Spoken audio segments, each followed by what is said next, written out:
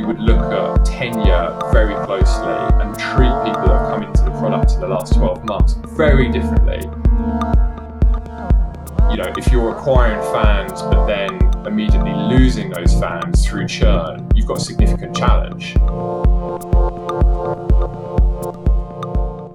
For today's episode of Retention Zone, the video podcast dedicated to subscription retention management in video streaming, I do have Tom McJennett. We work together on a project that we both love so much. He's from TwoCircle and he was kind of leading the direct-to-consumer marketing part of it, to say at least. So, hi, Tom. Hi, Carlo. Thanks for having me. You know, kind of way back when, I've probably spent the last 20 odd years kind of working in marketing. So working across a host of different sectors. So anything from like consumer products like EE in the UK through to kind of like subscription services like Spotify.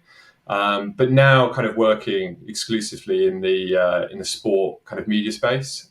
So I was previously head of digital marketing at the International Olympic Committee. And Carlo, I think that's where we kind of first met. So while I was there, we launched the Olympic Channel in 2016, which was the IOC's kind of first step into kind of OTT or direct to consumer, and a really interesting kind of project for them, and and really a sort of first mover in the industry.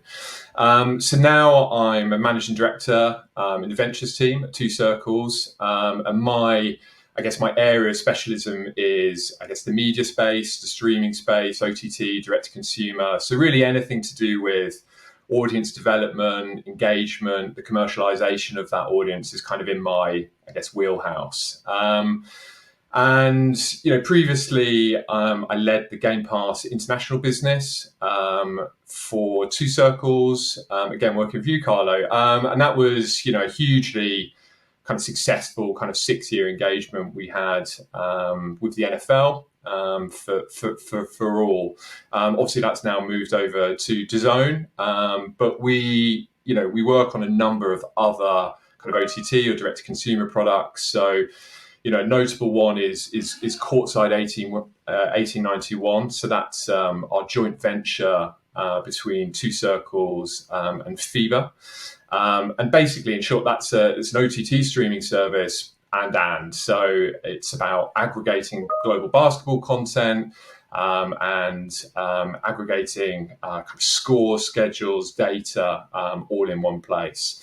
But then also I kind of touch any of our engagements where we're helping clients with OTT or direct to consumer. So that can be anything from FIFA Plus, we've been involved in F1 TV, tennis TV. So a host of kind of different sports, but kind of really all sort of operating in that same space of trying to grow audiences, trying to grow OTT platforms, direct to consumer propositions. So for me, anything in that kind of audience growth, engagement, retention, commercialization is really my bag.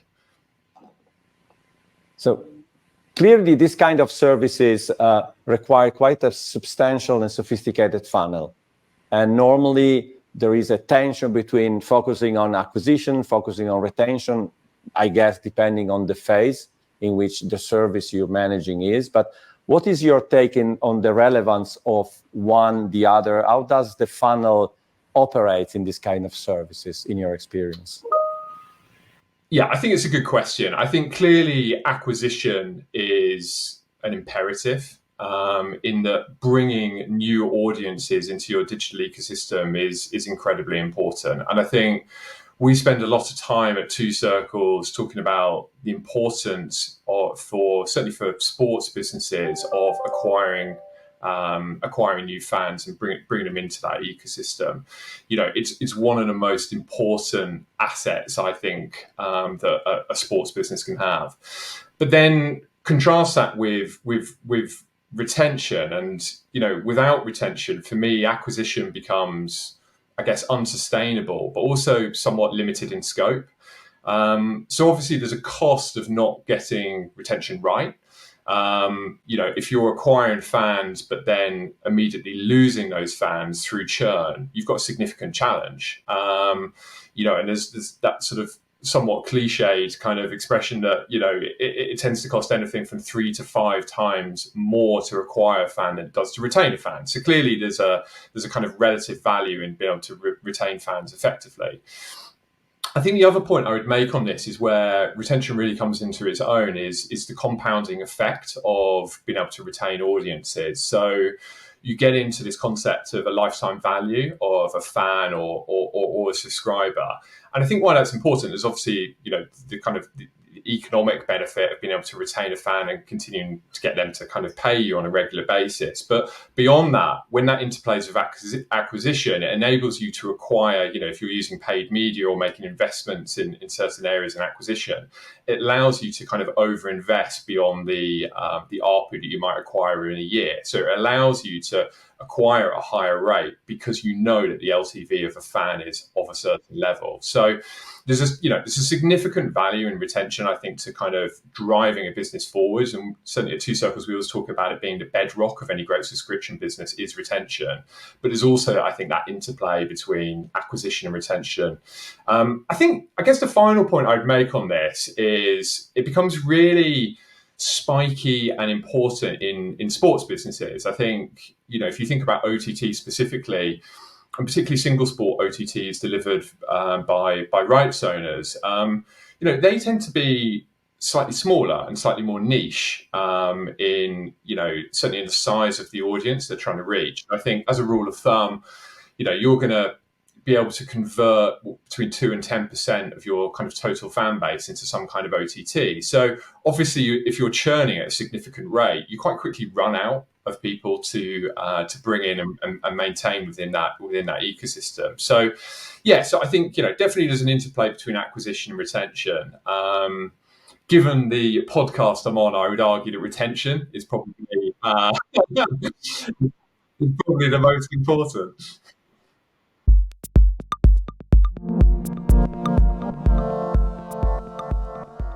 No, I think it's a perfect segue because I wanted to ask you, clearly sport has very specifics, very much specific about the seasonality. So as you said, the vertical sport OTT very often has a seasonality aspect. How is this a challenge for retention, and how do you think people should solve it from the direct-to-consumer marketing approach? Yeah, so I think, undoubtedly, if we're thinking about direct-to-consumer or OTT in the context of sport, it's obviously the seasonality of it is enhanced. And I think you would struggle to find any sport that doesn't experience a slight spike in their churn rates at the end of seasons. And I think, I'd probably extend that to the impact of just field of play. So, if you're running a sport and actually, that season has finished early, someone's won the title or championship kind of earlier, then clearly that has an impact on people's propensity to continue paying for a product. So it's definitely a challenge. I think, what can you do about it? I think for me, there's a couple of things. There's one, it's probably more of a technical piece or an economic piece or a commercial piece around SKUs. So it always surprises me that single sport OTT platforms offer kind of monthly products. I think, obviously in the kind of the wider OTT industry, you look at the Netflix or the Amazon Primes or the Disney Pluses, obviously they have monthly products. But the reason they're able to do that is that they have a 365 content proposition. So they are, constantly engaging an audience, they're constantly providing value to that audience, and therefore they don't experience that same spike. I think it becomes tricky for sports businesses when you're in the off season to continue to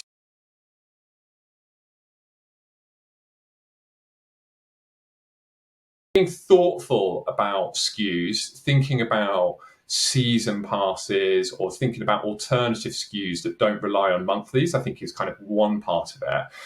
And I think the second part is around just engagement. There is a direct correlation between people's consumption of content and their willingness to kind of continue with a product. And obviously that becomes tricky. And the NFL is a really good example of this. So if you kind of look at the NFL season, it's a season that is, what you notice as well as I do, Carlo, it's 4.5 months, something like that.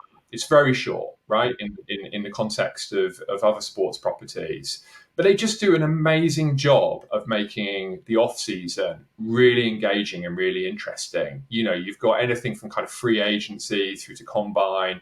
You've got draft.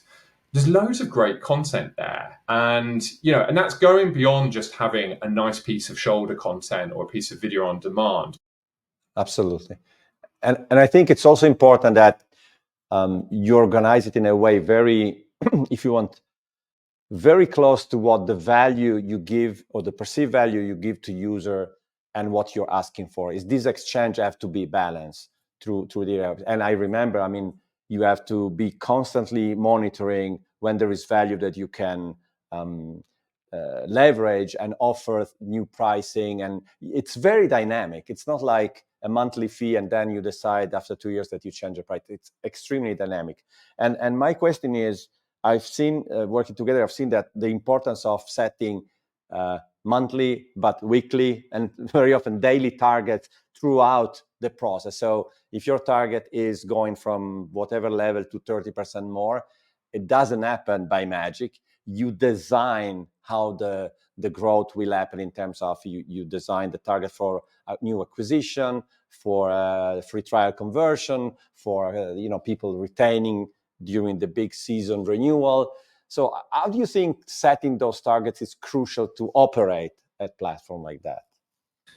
I think it's critical. I think to be successful in this business, and to kind of use an expression you just used there, I think you're right that it's a value exchange. But I think the myth sometimes that organizations have is they don't recognize that value exchange is dynamic and is constantly changing. So what I mean by that is, either on the consumer side, there's a change of conditions, that they may go off the sport, they may have a change in their kind of economic circumstances, but equally there might be a change on the business side. So actually there's a priority around growing audiences or equally kind of growing revenue. So you're constantly in flux. And I think that's nuance, certainly when you run international products by region and by market. So, the kind of the approach you take in, Asia will be very different to kind of South America. So I think targets and setting the kind of daily, weekly, monthly targets, as you say, are important. But I think there's probably a distinction here between leading indicators and lagging indicators. I think lagging indicators would obviously be anything like churn, kind of headline kind of acquisition numbers, really something that's happened already.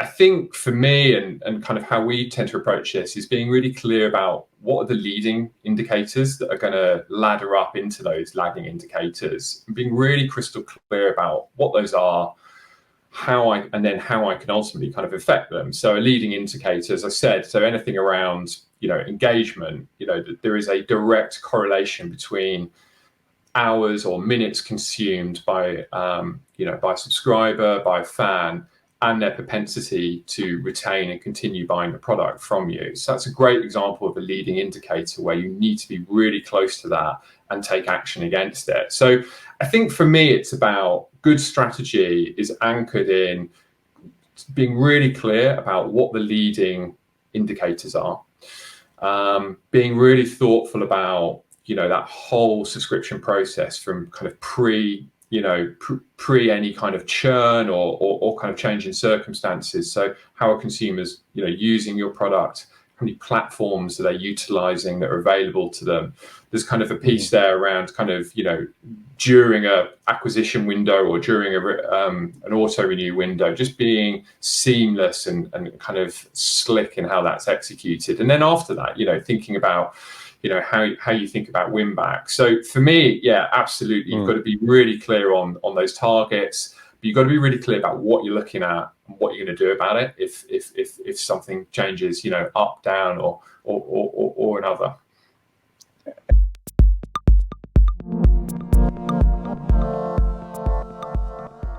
And my next question is about data and analytics, but I was thinking as you were telling me this, it's about segmenting user in advance, and not only that, but taking action then, taking marketing action. And at the base of everything is data analytics, insights, whatever you want to call it. I think it's obvious that it's relevant. How do you see that part playing, in the operation of the service? Yeah, and I think it sort of goes back to that point I was making about the kind of the regionality. So, you've obviously got a cohort of fans that have come onto your platform and they've decided to register, engage, or indeed subscribe. But I think the thing that you must recognize is that within that kind of cohort, you've obviously got an enormous array of different types of people who've come to you for different reasons. So, you might look at that in terms of, their levels of interest in the sport, their kind of avidity to the sport. So obviously, if you've got, we were talking about NFL before, let's take that as an example. You've obviously got some fans there who are super fans, and they want to watch every single game of their team, almost at any cost. So, they are relatively inelastic. They are not necessarily going to kind of leave you if price changes. But then equally, you've got, I think, different kind of attributes to kind of cohorts. So look at things like their average tenure. So again, we do a lot of propensity modeling around things that might affect people's behavior and ultimately, mean that they might leave us or they might upgrade into a more premium product. So tenure is a really good example of that, where you tend to get, and this kind of makes sense, right? You kind of buy into a product initially. You're relatively new into that product. You're probably quite flighty. You're, as a user, you're thinking, I'm getting to grips with this. I'm really trying to understand if I'm getting the correct level of value given the cost I've kind of paid for this product. So, certainly on kind of the projects we work on, we would look at tenure very closely and treat people that have come into the product in the last 12 months very differently from fans that have come into the product 3, 4, 5 years ago, whatever it is. So I think that's a piece. And then of course you've got, obvious things like regionality. And you need to kind of, within regionality, you've got, people have different kind of consumption patterns. So, you take Asia, for example, they're kind of less used to paying subscriptions, in order to kind of access content. They're more akin to the AVOD model, the advertising-based model. But equally, you've got sort of macroeconomic things. So, anything from, actually what's the relative affordability of products. So I think all of these things and more kind of come into a kind of big melting pot. And as you say, that there's really an aggregation of kind of all data points. And then, there's just being really clear about what you're looking for within that data and how you're going to then use that to provide insight and then take action to do something about it. So that might be, do you know what? I'm not going to put the price up in this region because I recognize that there's some macroeconomic downward pressure, or conversely, I'm going to have a slightly different SKU or offer a slightly different kind of proposition in this region or market because I know that there's precedent there in terms of other products. And I think it gets really interesting because obviously you can go so far in terms of kind of that manual analysis. And again, we do it at Two Circles. We're really good at this stuff, and we're really good at kind of drilling down into data and kind of really understanding kind of what's happening. I think, forgive me, I'm going to mention AI, but I think, there's some really amazing. It wouldn't be a podcast without mentioning it, but I mean, it gets really interesting. I think when you're able to utilize tools like that to scan enormous amounts of big data and unearth data points and then insight that can really drive your business that you wouldn't have otherwise have been able to kind of identify. So I think for me that the principles are the same, but I think a lot of the tools and the technology available to us now kind of allow us to kind of take that a level up. No, I have to say, in this case, using AI makes sense because It's exactly one of those cases because the amount of data is really huge, and finding patterns, it's clearly something that machine learning can do for us. You mentioned AVOD. My next question is, I was thinking about retention in AVOD. I think it still makes sense, but especially I was thinking things like ITVX, AVOD, SVOD combined with a mega funnel. Is retention also relevant for AVOD and hybrid models? I think so, but I mean, tell me what you think. Yeah, I think so. I think the AVOD model's interesting, isn't it? And I think, to use your example there of ITVX, that's obviously a freemium model. So they're using, you can obviously subscribe to that product, as I have during the Rugby World Cup. It hasn't cost me anything, but there's advertising around that. But then I've then got the option of being able to subscribe and remove that advertising. So it's clearly quite an important, I guess, approach for people to get people into your product, get them to try that product, get them to get comfortable with it, and ultimately engage with it, before then looking to drive you into into some sort of paid product. So I think there's a couple of themes there. There's that kind of idea of, I sort of touched on this in sort of my earlier comments around, there are certain regions where AVOD is more appropriate and sort of the status quo. I kind of referenced Asia before, where increasingly AVOD is the kind of de facto way of these platforms are paid for. So I think there's a kind of regional piece around, what's the most appropriate commercial model for that region. But then going back to my earlier point, there is something around, actually, it's a really great way of introducing audiences to a new product before then kind of upgrading them into that kind of paid product. And I think, arguably works in the same way that you see a lot of kind of free trials. And free trials, again, are doing exactly the same thing, where they're trying to sort of bring you into a product, get you to kind of, feel your way around that product before ultimately trying to upgrade you. I think the final point I'd make on this is kind of, the way I see this is, as I said at the very top of our conversation, audience, having a direct audience is a tangible asset, right? And that's an asset that you need to kind of work at in order to, make sure that it's a valuable asset, i.e. it's engaged, but then equally, drive value from that. And I think there's a number of kind of tools in the toolbox. There's all the acronyms, there's the SVODs, the AVODs, the TVODs.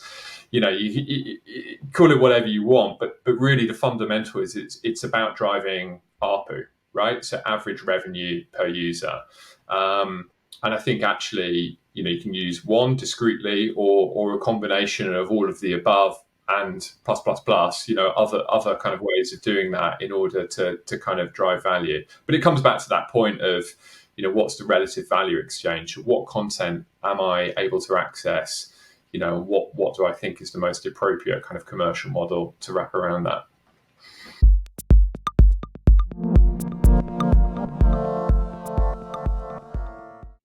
Yeah, absolutely. So my last question is more, I don't know if I can say the human aspect, but I was thinking more customer service, even if AI can help a lot in that area too now, but also surveys. I remember with you studying the surveys, preparing and studying the result of surveys.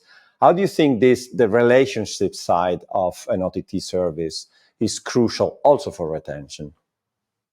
Yeah. As you know, Carlo, I love a survey. I love the data that comes off the back of it. I think, look, it comes from this whole OTT or direct-to-consumer thing has been great, right? It's been highly, highly disruptive to, the content industry as a whole, but equally, in the sports industry itself. It's been enabled by technology. It's increasingly commoditized technology, which means more and more people are able to become kind of content providers. Now, with that comes, a kind of glut of supply. And what comes with that is, and this is great, is considerable consumer buying power and purchasing power, right? So consumers are able to kind of say, do you know what? I've had enough of Netflix, I don't like, the content on there. I'm just going to switch over. And I do this all the time, in our household. We're like, we're going to have Apple TV for a while. We're going to have Disney for a while. We're going to have Netflix for a while. I think that's less acute in sport, but it's still pertinent that, to overcome that, you've got to really deeply understand kind of, one, why are fans coming on your platform and consuming your content, but two, asking them, what do they want? What are the pain points they're experiencing, on other platforms or on your platform? What would they like to see? What would they like the service to become? And a great example of this is, let's run with the NFL example, because we've spoken about that a little bit already. Out of one of the surveys we did when we were running that project was this insight around, the games are on in the middle of the night in my time zone. I haven't got an opportunity to to watch them live, get up at 3 o'clock in the morning or whatever. I'd love a product where it automatically downloaded my favorite teams kind of content, so I could kind of watch it on the train or, the bus into work or whatever. I think that's just a really great example of that's not something that, we'd originally kind of considered or built into the product. It's something that consumers told us. We obviously did a ton of kind of quantitative and qualitative research around this, but then it became a feature of that product.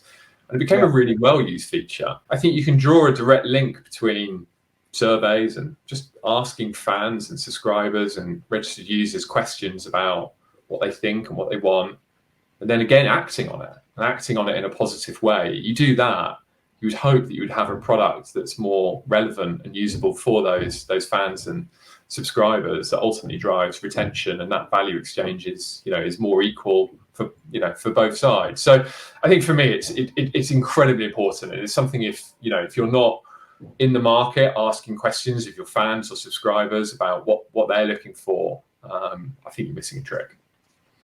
Yeah, and I think it's also a very insightful way of creating what we used to call marketable features. So there is a need that is identified, and when you bring the feature to market, it's even easier to make it, the reason to renew, or the reason for what is new this season, etc. Because you start from a need, not from something that was, happening in a brainstorm in a small room in some of the London offices, which sometimes create great innovation. But I think listening to fans is crucial. I tend to agree, yes. Va bene. So, Tom, it has been a fascinating chat. It brought me back to some of the time we spent together on this great project, and I see we still have a passion for those projects, which is good. I think it means we're working on relevant stuff. Thank you for doing this. Yeah, and thanks for having me, Carlo. It's been great fun.